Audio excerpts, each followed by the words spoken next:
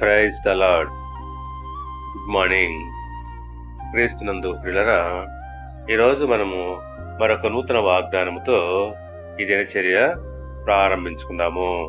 ఈనాటి దేవుని వాగ్దానము రోమీయులకు రాసిన పత్రిక 12వ అధ్యాయము 16వ వచనము.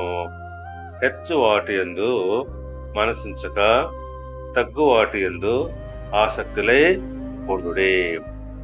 ప్రియులారా, హెచ్చు వాటి యందు మనసు పెట్టక తగ్గు వాటి యందే మనసుంచాలని అపోస్తలుడైన పౌలు గారు చెప్పుచున్నాడు.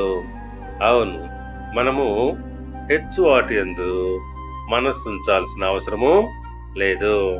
ఎందుకంటే తగిన కాలంలో దేవుడు మనలను హెచ్చిస్తాడు.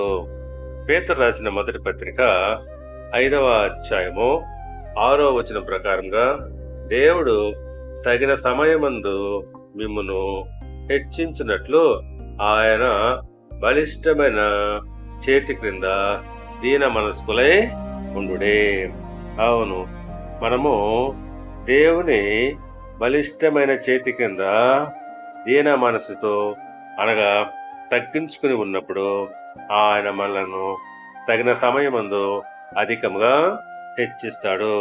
కాబట్టి ప్రియులారా, మనము హెచ్చు వాటి యందు మనసుంచక తగ్గు వాటి యందు మనసుంచాలి. దేవుడు మిమ్మల్ని దీవించి ఆశీర్వదించి వర్ధిల్ల చేయనుగాక. ఆమేన్.